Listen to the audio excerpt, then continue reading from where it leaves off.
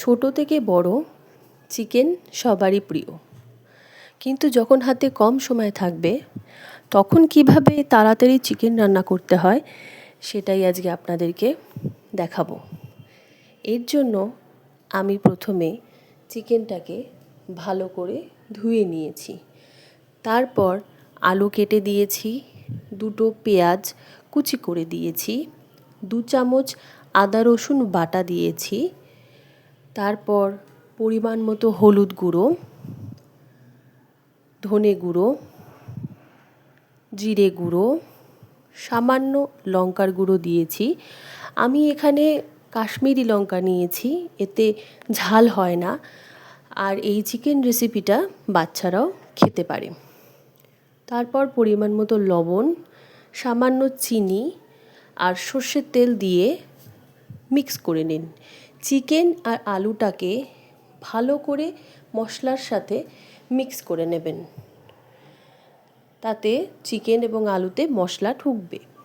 বলে রাখি, আমি এখানে যে মশলাগুলো ইউজ করেছি সেগুলো হাতের কাছে পাওয়া যায়। চিকেন রান্নাটা যেহেতু তাড়াতাড়ি হবে, তাই খুব কম জিনিস দিয়ে এবং কম সময় কিভাবে চিকেনটা রান্না করতে হবে সেটাই আপনাদেরকে দেখানোর চেষ্টা করছি। কড়াইয়ে তেল দিয়ে তেল গরম হলে একটা শুকনো লঙ্কা ফোড়ন দেবেন। তারপরে শুকনো লঙ্কাটা ভাজা হয়ে গেলে মাখা চিকেনটা দিয়ে ভালো করে নাড়াচাড়া করে নেবেন। তেলের মধ্যে চিকেনটাকে ভালো করে সাঁতলে নিতে হবে।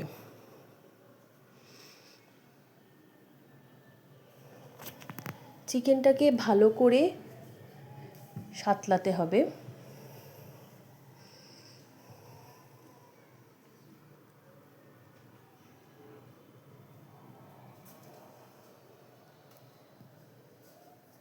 চিকেনটা কিছুক্ষণ নাড়াচাড়া করার পর আপনারা ঢাকা দিয়ে দিন।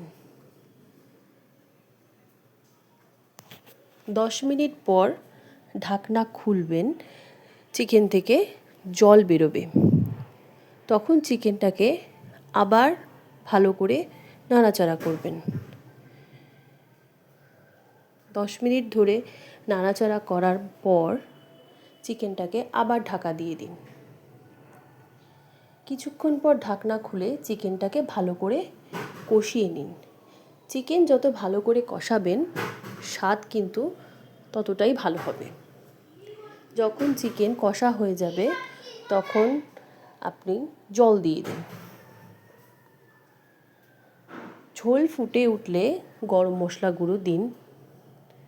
গরম মশলা গুঁড়ো দিয়ে আরও 2 মিনিট ফুটতে দিন। দেখে নেবেন চিকেন এবং আলু যেন ভালো করে সিদ্ধ হয়ে যায়।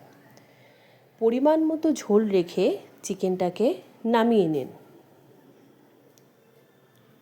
ব্যাস, তাহলে রেডি আমাদের চটজলদি চিকেন। গরম ভাতে চিকেন ট্রাই করুন,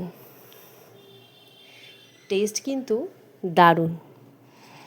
এই ভিডিওটি যদি আপনাদের ভালো লেগে থাকে তাহলে অবশ্যই লাইক, শেয়ার, কমেন্ট এবং আমার চ্যানেলটিকে সাবস্ক্রাইব করে দেবেন। Thank you.